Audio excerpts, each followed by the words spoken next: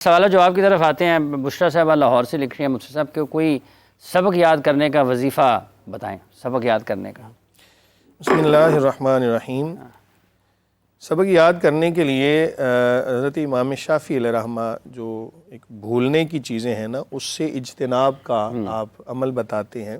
آپ فرماتے ہیں کہ ہر وہ بندہ وہ بھولنے کی بیماری، نسیان کی بیماری کے اندر مبتلا ہو جاتا ہے کہ جو ایک تو واش روم کے اندر، یعنی جس جگہ پر غسل کیا جاتا ہے وہاں پر اگر نجاست کو پھیلاتا ہے یا پیشاب وغیرہ وہیں پہ کر دیتا ہے تو اس وجہ سے بھولنے کی بیماری آتی ہے۔ اس کے علاوہ کچا سیب چبانے کی وجہ سے، اسی طرح اگر سر کے اندر جس کو جوں کہا جاتا ہے اس کو اگر کوئی زندہ چھوڑ دیتا ہے تو اس کی وجہ سے بھولنے کی، اور اسی طرح لغویات اور فحاشت کو دیکھنے کی وجہ سے بھولنے کی بیماری پیدا ہو جاتی ہے۔ ان تمام چیزوں سے اجتناب کے ساتھ ساتھ نماز پر پابندی کریں، اور ہر نماز کے بعد رب اشرح لی صدری ویسر لی امری واحلل عقدۃ من لسانی یفقہوا قولی، سر پہ ہاتھ رکھ کے تو اس کو 7 مرتبہ پڑھیں، انشاءاللہ العزیز سبق بھی یاد ہوگا، اور ساتھ ساتھ اپنی محنت جو ہے نا اس کو بھی تھوڑا سا بڑھائیں۔ انسان بعض دفعہ کسی چیز کی جانب، دیکھیں نا، نفس ہے نا انسان کی، اپنی جو خواہشات ہیں ان کو کھینچ کے نیکی کی جانب لایا جاتا ہے اور برائی کی جانب یہ خود ہی بھاگ جاتا ہے۔ تو ان تمام چیزوں پر عمل کریں انشاءاللہ العزیز۔ سوال ہے باسط صاحب کا پشاور سے، علامہ صاحب وہ کہہ رہے ہیں کہ اگر 4 فرض والے جماعت میں 3 رکعت چھوٹ گئی ہیں اور وہ آخری رکعت میں شامل ہوئے ہیں تو باقی 3 کس ترتیب سے پڑھیں گے؟ سورہ کے بغیر والی رکعت کون سی ہوگی؟ اور یہ وہ سوالات ہیں جو ہمیں آپ کے واٹس ایپ نمبر پر آپ نے ہمیں بھیجے ہیں، اس وقت وہ اپنی ٹیلی ویژن اسکرین پر آپ موبائل پر دیکھ رہے ہوں گے۔ آپ مزید سوالات وہاں پر بھیجیں، ہم کوشش کریں گے کہ ان کو اپنے بہتر انداز میں اپنے مفتیان کرام کے سامنے رکھیں اور پھر آپ کے سوالات کے جوابات بھی ان کو آپ کے سامنے رکھا جائے۔ باسط صاحب کا پشاور سے 4 رکعت والی نماز کی سوال ہے، آخری رکعت میں شامل ہوئے ہیں۔ جی بالکل، رسول اللہ صلی اللہ علیہ وآلہ وسلم نے فرمایا جب تم مسجد میں آؤ اور امام کو جس حالت میں پاؤ اس حالت میں اس کے ساتھ مل جاؤ۔ وما ادرکتم فصلوا، جو تمہیں نماز مل جائے وہ پڑھ لو۔ وما فاتکم فاتموا، جو تمہاری رہ جائے وہ پوری کر لو۔ اس حدیث کے اندر یہ الفاظ ہیں کہ جو تمہیں مل جائے وہ پڑھ لو، جو تمہاری رہ جائے اس کو پورا کر لو۔ تو طریقہ یہی ہے کہ جب ہم جا کے جماعت کے اندر شامل ہوتے ہیں تو ہماری وہ پہلی رکعت ہے، امام صاحب کی چوتھی رکعت ہے، ہماری پہلی رکعت ہے، ہم اس کو پہلی رکعت کی طرح پڑھیں گے، اور جب امام صاحب سلام پھیر دیں تو گے تو اس کے بعد ہم پھر اسی طرح اپنی 3 رکعتیں جیسے ہم آخری 3 رکعتیں پڑھتے ہیں ویسے ہی پڑھیں گے۔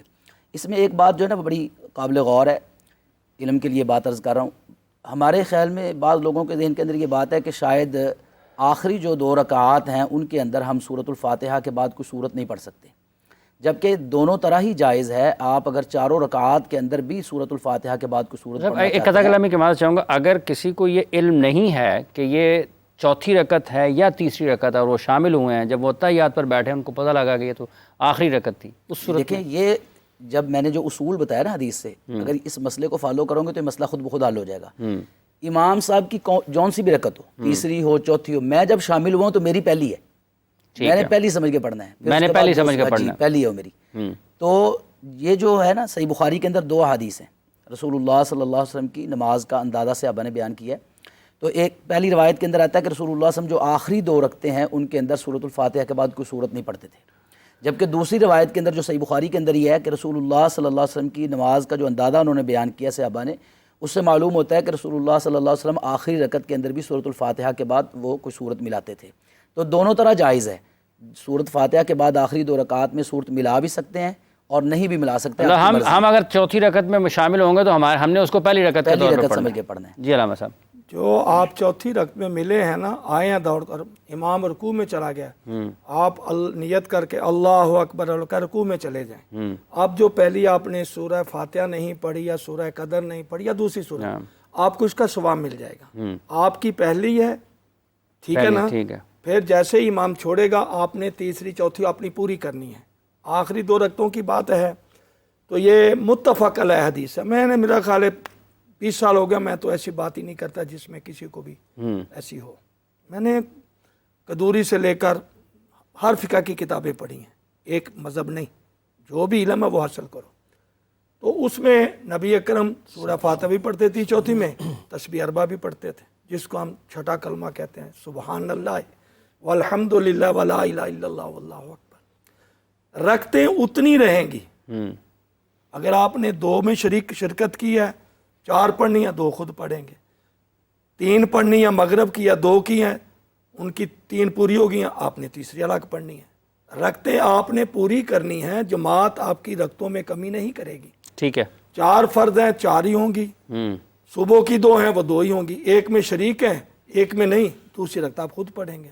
اور اس کا طریقہ کار یہی تو ہم ہر شاہ فیس بک پر دیکھتے ہیں، تھوڑا سا دین کے لیے، اسلام کے لیے، فقہ کے لیے، اپنے تزکیہ نفس کے لیے، انسانیت کے لیے، آخرت کے لیے، قبر کے لیے دین کا مطالعہ بھی تو کرنا چاہیے نا۔ میں ایک سوال کرتا ہوں، تمام سے میری بات جاتی ہے، ہم نے جس بچے کو پیدا ہوتے ہی الف بے سالہ ماں رازہ با قرآن مجید نہیں پڑھایا، انگلش پڑھائی، انگلش پڑھتے پڑھتے وہ بالکل گورا انگریز بن گیا، کل کو والدین مر گئے، وہ کس طرح اپنے مرحوم کے لیے فاتحہ پڑھے گا، کس طرح اپنے مرحوم کے لیے قرآن پڑھے گا، کچھ کرے گا، انہیں واجبات ادا کرے گا؟ جیسا تو نے بویا ہے ویسا ہی کاٹ، ویسے ہی تو کاٹو۔ اسلام کہتا ہے کہ سب سے پہلے دین میں غور و فکر کرو، یہ تمہارا دین جو بسم اللہ الرحمن الرحیم ان الدین عند اللہ الاسلام، یہ جو دین اسلام ہے یہ صرف دنیا کے لیے نہیں ہے۔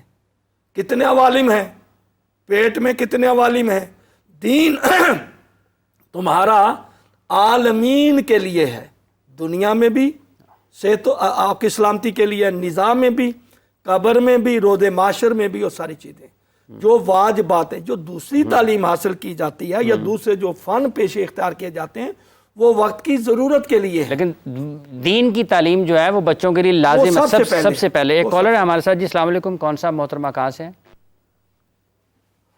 جی السلام علیکم۔ سے بات کر رہی ہوں۔ جی محترمہ ہے کہ فرمائیے۔ اس کے لیے وہ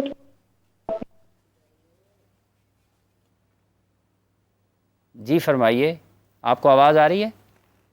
کال ڈراپ ہو گئی ہے جی، ہم کوشش کر رہے ہیں کہ دوبارہ آپ کا رابطہ ہو، آپ کال کریں، آپ سے دوبارہ اس پر بات کرتے ہیں۔ محمد حنیف صاحب کا سوال ہے مفتی صاحب کہ وہ کہہ رہے ہیں کہ جب اذانیں شروع ہوتی ہیں تو جماعت کے وقت تک کسی نہ کسی مسجد میں اذان ہو رہی ہوتی ہے، اس دوران وضو کے لیے رفع حاجت کا کیا حکم ہے، رہنمائی فرمائیں۔ بسم اللہ الرحمن الرحیم۔ اذان جب پڑھی جاتی ہے تو اس کا سننا بھی لازم ہوتا ہے اور اس کا جواب دینا بھی واجب ہوتا ہے، بالقدم بھی اور زبان کے ساتھ بھی۔ بالقدم جواب دینا یہ ہے کہ فی الفور وضو کر کے تو مسجد کی جانب نماز کے لیے نکلیں، اور زبان کے ساتھ جواب دینا کہ جو بھی مؤذن کہے اس کے جواب میں وہی کلمہ دہرایا جائے۔ یہ اپنے جو علاقے کی سب سے قریب مسجد یا بڑی مسجد ہے اس کے جواب کے حوالے سے ہے۔ ہم اگر اذانیں ہو رہی ہوں، آپ نے ایک اذان کا جواب دے دیا، اس کے بعد آپ رفع حاجت کے لیے جاتے ہیں، تو اگر جواب نہیں بھی وہاں پر دیتے، ایک کا دے دیا آپ نے جواب، اس کے بعد جواب دینا لازم نہیں۔ اگر رفع حاجت کے لیے آپ جا رہے ہیں تو اس میں قباحت نہیں ہے، لیکن ادب کا تقاضا یہی ہے، آداب میں سے یہ ہے کہ جب تک باہر اذان کی، اگر آپ مطلب عام نارمل حالات میں ہیں تو پھر تمام اذانیں ہونے کے بعد رفع حاجت کے لیے جائیں، لیکن اگر کوئی طبیعت کا ایسا کوئی تقاضا ہو، کوئی مجبوری ہو، تو پھر اگر آپ اذان کے دوران بھی رفع حاجت کے لیے چلے گئے تو گناہ گار نہیں ہو۔ کالر ہیں ہمارے ساتھ، السلام علیکم، کون سا محترمہ کہاں سے ہیں؟ جی سے بات کر رہا ہوں۔ جی فرمائیے۔ اچھا، میرا سوال یہ ہے کہ ہمارے امام صاحب ہیں، ان کی آواز بہت اچھی ہے، قرات اچھے انداز میں کرتے ہیں، عالم دین ہیں، اور داڑھی ان کی تھوڑی چھوٹی، تو لوگ اکثر اعتراض کرتے ہیں کہ آپ کے پیچھے نماز نہیں ہوتی۔ شرعی اعتبار سے آگاہ کیجیے گا کہ اگر داڑھی چھوٹی ہے ان کے پیچھے نماز ہو جاتی ہے کہ نہیں؟ بہت شکریہ، بہت شکریہ جی۔ جی علامہ صاحب۔ رسول اللہ صلی اللہ علیہ وسلم نے فرمایا کہ واعف اللحا، داڑھی کو معاف کر دو۔ ایک امام کے لیے تو اور زیادہ لازم ہے کہ وہ رسول اللہ صلی اللہ علیہ وسلم کی سنت کا پابند ہو۔ ہم سب لوگ اس بات پہ متفق ہیں کہ داڑھی جو ہے یہ رسول اللہ صلی اللہ علیہ وسلم کی سنت مبارک ہے، آپ نے زندگی بھر کبھی نہیں کٹوائی، اور جو امام ہے وہ رسول اللہ صلی اللہ علیہ وسلم کے منصب کے اوپر کھڑا ہے تو اس کے لیے بھی لازم ہے کہ وہ داڑھی کو پورا رکھے اور معاف کر دے۔ باقی رہی بات اس میں ذرا تھوڑی سی تفصیل کر دیں یا تشریح کر دیں، معاف کرنے سے مراد لوگ کچھ اور بھی لے سکتے ہیں۔ معاف کرنے سے مراد ہے کہ رسول اللہ صلی اللہ علیہ وسلم نے عملی طور پر اس کا اظہار یہ کیا کہ آپ نے ساری زندگی کبھی نہیں کٹوائی، نہ کٹوائیں نہ مڈوائیں۔ باقی رہی بات امامت کی، تو اگر کوئی شخص عارضی طور پر کہیں پر امامت ایک آدھ نماز کے لیے کرواتا ہے اور اس کی داڑھی کٹی ہوئی ہے تو اس کے پیچھے تو نماز ہو جائے گی، کوئی حرج کی بات نہیں ہے، فاسق کے پیچھے بھی نماز ہو جاتی ہے۔ لیکن باقاعدہ امام مسجد مقرر کرنا اور پھر اس کو پکا پکا ہی مسجد کے اندر وہ رہے اور پھر داڑھی بھی نہ ہو تو یا کٹواتا ہو تو پھر اس کے بارے میں تو میرا تو موقف یہ ہے کہ اس امام صاحب کو اپنے رویے پہ غور کرنا چاہیے۔ ایک اور کالر جی ہمارے ساتھ۔ السلام علیکم جی، کون سا محترمہ، کہاں سے ہیں؟ وعلیکم جی، میرا نام سعدیہ ہے اور میں لاہور سے بات کر رہی ہوں۔ آواز آ رہی ہے آپ کو میری؟ جی جی فرمائیے محترمہ۔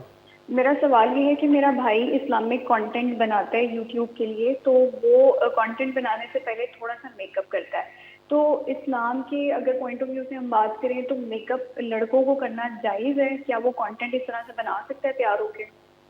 بنائے جی، میں خود بیٹھا ہوں میک اپ کر کے۔ آپ سب کیا دیکھیں کہیں آپ تو ہاں جی مفتی صاحب، دیکھیں میک اپ کی نا کچھ قسمیں ہوتی ہیں۔ ایک تو میک اپ یہ ہے کہ چہرے کو ہی بدل دیا جائے، یعنی حیت بدل دی جائے، تو یہ تو شرعاً جائز نہیں ہے، یہ وہ تغییر خلق اللہ کے زمرے آپ میں شف کروا لیں مفتی صاحب۔ دیکھیں نا، وہ تو بننا سنورنا، اپنے چہرے کو اتنا سا مزین کرنا کہ شکل واضح ہو جائے، اچھا بالوں لگے، کا کٹوانا، اچھا لگنا، بالوں کا سنوارنا، داڑھی کا سنوارنا، اسی طرح چہرے کا مناسب انداز میں، یا بنی آدم خذوا زینتکم، خذوا زینتکم عند کل، اصل میں وہ جو خذوا زینتکم ہے نا، اس کا مطلب یہ ہے کہ مکمل کپڑے پہن کے اچھے طریقے سے اللہ کی بارگاہ میں آئیں، تو اتنا سا مناسب سا اپنے چہرے کو کرنا، اس میں کوئی قباحت نہیں، لیکن اگر چہرے کی بالکل حیت بدل جائے، شکل و میں صورت ہی میک تبدیل ہو اپ کر کے بیٹھا ہوں، باہر جاؤں اتاروں تو لوگ پہچانے ہی نہ۔ ہاں اگر یہ صورتحال ہو تو عورتوں کی مشابہت ہے، رسول اللہ عورتوں کی اگر مشابہت سے منع مشابہت کیا بن ہے۔ جائے تو پھر اس سے منع کیا گیا۔ رسول اللہ صلی اللہ علیہ وآلہ وسلم نے فرمایا کہ مرد خواتین کی مشابہت اختیار کرنے سے بچیں اور خواتین مردوں کی مشابہت اختیار کرنے سے بچیں، بلکہ بعض احادیث میں یہاں تک فرمایا کہ اللہ تعالیٰ نے لعنت فرمائی ایسے مردوں پر کہ جو خواتین کی مشابہت کو اختیار کریں، اور اس کے برعکس بھی۔ لہٰذا مناسب انداز میں جائز ہے، اور اس سے اگر آگے نکلیں گے تو پھر جی علامہ شرعی صاحب، اجازت نہیں ہے۔ اجازت ہے؟ میں دو باتیں عرض کرنا چاہتا ہوں داڑھی کے بارے میں۔ ہمارے محمد و آل محمد کے مکتب میں داڑھی رکھنا واجب ہے، سنت نہیں ہے۔ ٹھیک ہے۔ سنت اس فعل کو کہتے ہیں جس کے کرنے کا ثواب ہے، نہ کرنے کا عقاب نہیں ہے۔ ٹھیک ہے جی۔ ہمارے ہاں داڑھی رکھنا واجب ہے، جو نہیں رکھتا، قبلہ نے تو کہہ دیا کہ فاسق کے پیچھے بھی نماز جائز ہے، فاسق نہیں ہے، سب کچھ ہے، داڑھی نہیں ہے، تو ہمارے ہاں جماعت نہیں کروا سکتا۔ ٹھیک ہے۔ ہمارے یہاں بڑی شدت ہے۔ باقی داڑھی کا کبھی نہ منوانا، اس سے بھی میرا اختلاف ہے۔ ٹھیک ہے۔ خط کروانا، بال کٹوانا، سنوارنا خود نبی نے کیا، ان کے اہل بیت نے کیا، صحابہ نے کیا۔ ہم سکھ نہیں ہیں، ہم مسلمان ہیں۔ باقی رہ گیا زینت کا کرنا، یہ قرآن کی آیت ہے، جس طرح میری نے پڑھی ہے، جو آپ قرآن ہمیں اجازت زینت کی دیتا ہے، قل من حرم زینت اللہ التی، تو نہیں ایسی نہیں ہے۔ آگے تفسیر جو ہوتی ہے نا، قرآن کی آیت ہے، اس کے بعد تفسیر ہے۔ آپ تو یہ کہتے ہیں لا تقربوا الصلاۃ، نماز کے کریم، بھئی آگے بھی تو آیت ہے نا، اس کو چھوڑ دیتے ہو جی نہیں نہیں قرآن میں آگے میں نماز نہیں پڑھتا، قرآن کیا ہے؟ بابا اتنی نہیں ہے، آگے بھی ہے کہ جب تم اس کیفیت میں تو نماز نہ پڑھو۔ چہرے کا بنانا سنوارنا ہر چیز ہے۔ میں آپ کو دیتا ہوں، جناب کمبر کی شادی تھی، حضرت علی نے فرمایا دو جوڑے لا، ایک اچھا لا اور ایک سادہ لا۔ وہ ایک بہت قیمتی لے گیا، ایک سادہ لے گیا۔ جب پیش کیا، امام نے فرمایا یہ جو سادہ نا مجھے دے دے۔ جی آپ امیر المومنین ہے، کہا یہ مجھے دے دے، تیری شادی ہے تو یہ اچھا لباس پہن۔ ٹھیک ہے نا جی، اس کے اپنے پیسے تو نہیں ہے نا، پیسے تو کسی نے عطیہ کیے ہیں کہ تو اچھا لگے گا۔ ان سے بھی یہی ظاہر ہوتا ہے کہ اسلام نظافت۔ آپ یہ بچی نے جو سوال کیا ہے میک اپ کا، انہوں نے اپنا کیا، جس طرح کے مرد لڑکیوں خود سے نہیں ان کے بھائی کا، انہوں نے کہا جی کہ ان کے بھائی کوئی ہے، کوئی ہے، کوئی ایسی بات نہیں۔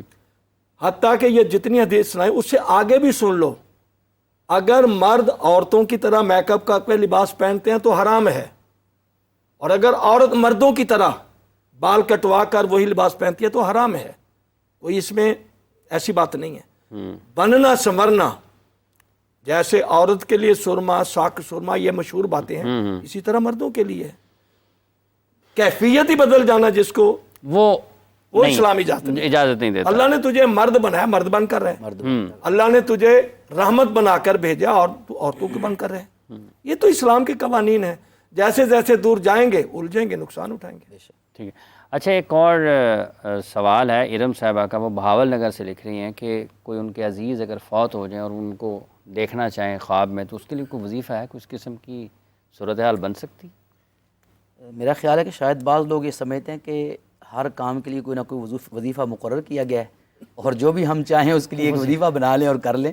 یہ خواب جو ہیں یہ اللہ تعالیٰ کی طرف سے ہوتے ہیں، اور اللہ تعالیٰ کچھ خواب ہیں جو رؤیا صادقہ ہیں، ٹھیک ہے، وہ تو اللہ تعالیٰ کی طرف سے ہیں، کچھ شیطانی خواب ہیں۔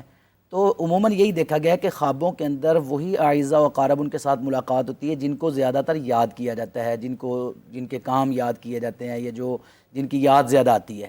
تو باقی یہ وظیفے کی بجائے پھر دعا ہی کر لیا کریں، ہاتھ اٹھا کے ٹھیک ہے، اس میں وہ ایسی چیز نہیں آپ کو خاص وظیفہ نہیں۔ کراچی سے عشاء کا سوال ہے، عشاء صاحبہ کا، مفتی صاحب وہ کہہ رہے ہیں کہ قرآن پاک اگر ڈاؤن لوڈ ہے موبائل میں تو کیا اسے ٹیک لگا کر آپ لیٹ کر پڑھ سکتے ہیں؟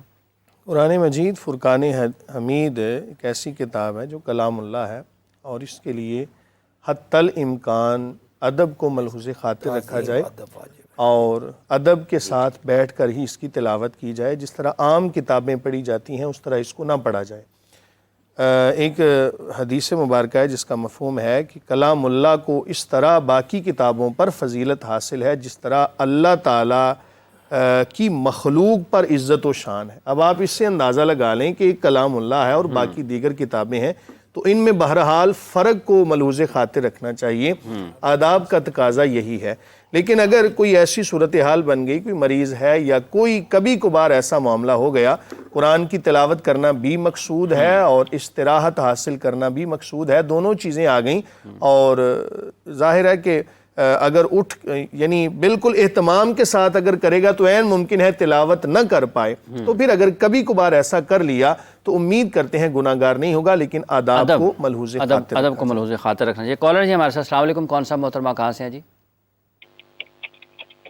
جی السلام علیکم۔ وعلیکم السلام، ریحان بات کر رہا ہوں کراچی سے۔ فرمائیے۔ میرا مفتی صاحب سے یہ سوال ہے کہ مجھے نا غصہ بہت آتا ہے، اور میری جو وائف ہے وہ پھر بھی صبر کا مظاہرہ کرتی ہے، تو اس میں کیا ہے؟ کبھی آپ کو اپنے باس پہ غصہ آیا ہے؟ ٹھیک ہے، غصہ باس آتا ہے بیوی پر تو یہ مقدر والے ہیں جی، ان کی بیوی آگے صبر بھی کرتی ہیں۔ جی وہ سب کوئی غصہ بات یہ ہے کہ یہ جو سوال کیا کہ مجھے بیوی پر بڑا غصہ آتا ہے اور بڑی صبر کرتی ہے، یہ تو بہت اچھا کرتی ہے، وہ سمجھدار ہے، سلجھی ہے، وہ تو اپنے حق ادا کر رہی ہے جو شوہر کے ہیں۔ اس طرح شوہر کے بھی حقوق ہیں بیوی پر، اس کو بھی ملحوظ خاطر رکھے، وہ نہیں رکھتا تو کچھ نہیں ہے۔ جب اللہ تعالیٰ نے بیوی اور بچوں میں بیٹھ کر جو مسکرا کر باتیں کرتے ہیں تو کہا ان کی عبادت تو فرشتوں سے بھی افضل ہے، کہ مزدوری کر کے آیا، محنت کر کے آیا، ان کے لیے لایا ہے، اور دستر میں بیٹھ کر ایک دوسرے مسکرا بھی رہے ہیں، دیکھ بھی رہے ہیں، تو یہ تیرا وہاں بیٹھنا عبادت شمار ہے، اور یہی سیرت رسول ہے صلی اللہ علیہ وسلم۔ ہاں جی، نبی اکرم جب آتے تھے جناب زہرا کے گھر میں تو حسنین شریف نہیں بیٹے تھے نا، تو یہ ساری چیزیں ہمیں ان سے حاصل کرنی چاہیے۔ ہمارے لیے اسوہ حسنہ پاک رسول کی ذات ہے، پھر اہل بیت ہیں، پھر اصحاب کرام ہیں، یہ چیزیں ہیں۔ یہ تیرا ذاتی انفرادی ہے، وہ صبر کر کے اجر پا رہی ہے۔ اور یہاں پر میں ایک حدیث اور قرآن کے مفہوم دے دوں کہ جو عورتیں اپنے شوہروں کے ظلم پر صبر کرتی ہیں، شکوہ شکایت نہیں کرتی، لڑتی نہیں ہیں، صبر کر، روز معاشر، وہ روز معاشر جناب آسیہ کے مقام پر ہوں گی، کہ جو درجہ جناب آسیہ کا ہے وہ اس مومنہ اس بیوی کو ملے گا۔ اللہ چونکہ آپ دیکھو نا تضاد آ گئے نا، اور اگر کوئی مرد ہے اور عورت ناشکری کرتی ہے تو ان کا عشر وہی ہوگا جو حضرت نوح علیہ السلام اور حضرت لوط علیہ السلام کی بیوی کا ہوگا۔ ہم قرآن سے دور ہیں، قرآن میں ہر اس شے کا ذکر ہے جو قیامت تک ہر انسان کو ضرورت ہے، میں مسلمان کی بات نہیں کر رہا، ہر انسان کو، ہر شے کو جو بھی ہدایت کی ضرورت ہے نا، یہ قرآن ہدی للعالمین ہے، عالمین کے لیے ہدایت ہے۔ ہم دور ہیں، یہ ہماری مشکلات۔ یہ ہماری کمزوری ہے، یہ ہم میں نقص ہے، یہ اس کو دور کرنا چاہیے۔ ٹھیک ہے، ایک اور کالر جی ہمارے ساتھ، السلام علیکم، کون سا محترمہ کہاں سے ہیں؟ اچھا کال ڈراپ ہو گئی ہے، یہ کیا کہتے ہیں آپ علامہ صاحب؟ اس میں جو ہے نا ایک جو رسول اللہ صلی اللہ علیہ وسلم وظیفہ اگر کوئی پڑھنا چاہے تو رسول اللہ صلی اللہ علیہ وسلم نے جو ہمیں ہدایات دی ہیں نا، غصہ جب آئے تو اس کو کنٹرول کرنے کی، ایک تو یہ ہے کہ اسلام کے اندر غصے کو کنٹرول کرنے کا جو اجر ہے وہ بہت زیادہ ہے، والکاظمین الغیظ والعافین عن الناس قرآن کریم کی واللہ آیت ہے۔ یحب المحسنین۔ اللہ اکبر۔ یہ ہمیشہ یاد رکھیں کہ غصہ کو پی جانے والے، معاف کرنے والے، اللہ ایسے احسان کرنے والوں سے محبت کرتے ہیں۔ رسول اللہ صلی اللہ علیہ وسلم ہے کہ یہ پہلوان نہیں ہے کہ کسی کو پچھاڑ دے کھاڑے کے اندر، اصل پہلوان جو غصے ہے کو پی انما جائے۔ الشدید الذی یملک نفسہ عند الغضب، غصے کے وقت اپنے آپ کو کنٹرول رکھے۔ لیکن انسانی فطرت ہے، غصہ آ جاتا ہے، کچھ کو زیادہ آتا ہے، تو رسول اللہ صلی اللہ علیہ وسلم نے بتلایا کہ اگر غصہ آیا تو اعوذ باللہ من الشیطان الرجیم پڑھیں، اسی طرح وضو کریں، اور اگر کھڑا ہے انسان تو بیٹھ جائے، بیٹھا ہے تو وہ لیٹ جائے، اپنی جگہ تبدیل کر لے تاکہ وہ غصہ اس کا اتر جائے۔ اور یہ وہ تراکیب ہیں جو احادیث کے اندر بیان ہوئی ہیں، ان کے کرنے سے اعوذ باللہ من الشیطان الرجیم اور وضو جو ہے وہ کریں۔ ایک کالر جی ہمارے ساتھ، السلام علیکم، کون صاحب محترمہ کہاں سے ہیں؟ السلام علیکم، مریم بات کر رہی ہوں لاہور سے۔ جی فرمائیے۔ میرا سوال یہ ہے کہ میں اپنے کسی کام کے لیے استخارہ کرنا چاہتی ہوں، کسی سے کروانا نہیں چاہتی، خود کرنا چاہتی ہوں، تو اس کا کیا طریقہ کار ہے مجھے بتا دیں۔ مفتی صاحب استخارہ کا طریقہ۔ بسم اللہ الرحمن الرحیم۔ حضور نبی کریم صلی اللہ علیہ وآلہ وسلم اپنے صحابہ کرام رضوان اللہ تعالی علیہم اجمعین کو ہر کام کے لیے استخارہ کا حکم دیتے تھے، لیکن استخارہ ہر کام سے مراد یہ ہے کہ جس کا جواز اور عدم جواز، یعنی وہ کام فی نفس ہی جائز ہو۔ ایک کام جائز ہی نہیں ہے اس کے لیے استخارہ کرنا بھی جائز نہیں ہے، ایک کام فرض ہے اس کے لیے بھی استخارہ کرنا جائز نہیں ہے۔ تو اگر یہ تمام تقاضے پورے کرنے کے بعد آپ استخارہ کرنا چاہتی ہیں تو رات نماز عشاء کے بعد 2 رکعت مزید نفل ادا کریں، اس نیت کے ساتھ کہ اللہ رب العالمین کا مزید قرب عطا ہو۔ اس کے بعد دعائے استخارہ جو ہے اس کو پڑھیں، اور درمیان میں جہاں پہ امر کا لفظ آتا ہے، یعنی اپنے معاملہ کو ڈسکس کرنے کا، تو وہاں پر اپنی حاجت کو پیش کرنے کے بعد پھر سو جائیں۔ فقہا نے لکھا ہے کہ اگر خواب کے اندر کوئی چیز ایسی نظر آتی ہے کہ جو سبزی یا سفیدی پر محمول ہے تو اس کام کے کرنے کی طرف اشارہ ہے، اور اگر کوئی سیاہی یا سرخی نظر آتی ہے تو پھر اس کام کے نہ کرنے کی طرف اشارہ ہے۔ بعض دفعہ ہوتا یہ ہے کہ استخارہ کرنے کے بعد ایک جانب خود بخود جو ہے نا وہ قریب آ جاتی ہے اور دوسری جانب خود بخود دور ہو جاتی ہے۔ یہ بھی اللہ تعالیٰ کی طرف سے اس کام کے کرنے یا نہ کرنے کی طرف اشارہ ہوتا ہے۔ بعض دفعہ ایسا ہوتا ہے کہ انسان کی طبیعت ہی کسی کام سے اکتا آ جاتی ہے اس دوران میں، تو استخارہ ایک کم از کم 3 دن کریں اور زیادہ سے زیادہ 7 دن تک۔ اگر پھر بھی کچھ نظر نہیں آتا اور کسی جانب جو ہے طبیعت کا میلان نہیں ہوتا تو پھر ایسے حالات کے اندر کہ جہاں نہ آپ کو غصہ ہو، کیفیت بہت نارمل ہو، آنکھیں بند کر کے اللہ کی بارگاہ میں رجوع کرتے ہوئے کسی ایک جانب اگر آپ کا دھیان ہو جائے تو وہی استخارہ کا جو ہے وہ اللہ تعالیٰ کی طرف سے حکم ہوگا۔ ٹھیک ہے، دعا سب کیا ہو سکتی ہے اس میں؟ خاص دعا ہے استخارے کی؟ جی، استخارہ کا مطلب یہ ہوتا ہے جس طرح ہم کوئی کام شروع کرتے ہیں تو دوست و احباب سے مشورہ کرتے ہیں، ایسے ہی اللہ تعالیٰ سے بھی ہم مشورہ طلب کریں۔ استخارے کا طریقہ وہی ہے، 2 رکعت نفل آپ جب مرضی چاہیں ادا کریں، دن کے اندر، رات کے اندر، اور اس کے بعد یہ دعا ہے اللہم انی استخیرک بعلمک واستقدرک بقدرتک واسألک من فضلک العظیم فإنک تقدر ولا اقدر وتعلم ولا اعلم وانت علام الغیوب اللہم ان کنت تعلم ان هذا الامر، جو مفتی صاحب نے اشارہ کیا نا امر کا لفظ ہے، یہ لفظ ہے وہ، ان هذا الامر خیر لی فی دینی ومعاشی وعاقبت امری فقدرہ لی ویسرہ لی وان کنت تعلم ان هذا الامر شر لی فی دینی ومعاشی وعاقبت امری تو فصرف عنی وصرفنی عنہ وقدر لی الخیر حیث کان ثم ارضینی بھی۔ یہ دعائے استخارہ رسول اللہ صلی اللہ علیہ وسلم صحابہ کو ایسے یاد کرواتے تھے جیسے قرآن مجید کی صورت یاد کرواتے۔ اس سے مطلب یہ ہے کہ ضرور ہی ہر ایک کو دعائے استخارہ حدیث کی دعا حدیث کے اندر رسول اللہ صلی اللہ علیہ وسلم نے خود یہ سکھلائی ہے۔ استخارہ کرنے کے بعد سونا ضروری نہیں ہے اور خواب کا آنا بھی ضروری نہیں ہے۔ استخارے کا مطلب ہے اللہ تعالیٰ سے خیر مانگنا، تو ہم نے خیر مانگ لی ہے، اب اس کے بعد جو ہم نے جس کام کے لیے استخارہ کیا وہ کام شروع کر دیں۔ اگر اللہ تعالیٰ اس میں ہمارے لیے بہتری سمجھیں گے تو اس میں کوئی رکاوٹ ڈال دیں گے، کام نہیں ہوگا اور ہمیں دلی طور پر اطمینان حاصل ہو جائے گا، اور اگر اللہ تعالیٰ بہتر سمجھتے ہیں ہمارے لیے وہ کام بہتر ہے تو پھر وہ اللہ تعالیٰ اس کے لیے راہیں کھول دیں گے۔ بسا اوقات یہ ہوتا ہے جیسے مفتی صاحب نے بیان کیا کہ کئی دن وہ خواب نہیں آتی اور لوگ خواب کی ڈھونڈتے رہتے ہیں، خواب آئے تو میں کوئی کام شروع کروں، تو خواب آنا کوئی ضروری نہیں ہے اور اس کے بعد سونا بھی کوئی ضروری نہیں ہے۔ آپ دن رات کی جس کسی بھی وقت کیا جا سکتا ہے، ہاں بالکل آپ کر سکتے ہیں، کسی وقت کیا جا سکتا ہے۔ بہت بہت شکریہ آپ کا علامہ صاحب، مفتی صاحب آپ کا، قاری صاحب آپ کا، علامہ صاحب آپ کا بھی، جتنے بھی لوگ ہم اس وقت دیکھ رہے ہیں آپ سب لوگوں کا بہت بہت شکریہ۔ امید کرتے ہیں کہ آپ کو اپنے سوالات کے بہتر جوابات ہمارے مفتیان کرام کی جانب سے قرآن و حدیث کی روشنی میں آپ تک پہنچے ہیں۔ اگر آپ مزید بھی سوالات بھیجنا چاہتے ہیں ہمارے واٹس ایپ نمبر پر ضرور بھیجیے گا، کوشش کریں گے کہ آنے والے دنوں میں ان سوالات کو بھی پروگرام کا حصہ بنایا جائے۔ پروگرام کا وقت ختم ہو جاتا ہے، مجھ سے آپ سے گزارش ہے کہ دعا فرما دیں، آپ کی دعا کے ساتھ اجازت چاہتے ہیں۔ اپنا بہت سا خیال رکھیں، اللہ نگہبان۔ الحمدللہ رب العالمین والعاقبۃ للمتقین والصلاۃ والسلام علی سید الانبیاء والمرسلین اللہم ربنا آتنا فی الدنیا حسنہ وفی الآخرۃ حسنہ وقنا عذاب النار نسأل اللہ العفو والعافیہ فی الدین والدنیا والآخرہ یا ارحم الراحمین یا ارحم الراحمین یا ارحم الراحمین۔ بیماروں کو شفائے کاملہ صحت عاجلہ عطا فرما۔ مولا کریم جتنے لوگ ہمارا پروگرام دیکھ رہے ہیں یا اللہ ان سب کو اپنی شان کے مطابق اجر عظیم عطا فرما۔ جن احباب نے اس پروگرام کو مینج کیا، جس طرح بھی حصہ ڈالا، اپنی شان کے مطابق ان سب کو اجر عظیم عطا فرما۔ ان جمی معاملات کو ہم سب کے لیے توشہ آخرت بنا دے یا اللہ۔ حاسدین کے حسد، شریروں کے شر، ظالموں کے ظلم سے محفوظ فرمانا۔ عالم اسلام کے مسلمانوں کی خیر عطا فرمانا، پاکستان کی خیر عطا فرمانا یا اللہ۔ پاکستان کو تمام اندرونی و بیرونی خطرات سے محفوظ فرمانا، دشمنوں کو نیست و نابود فرمانا، اسلام کا، شریعت کا بول بالا فرمانا۔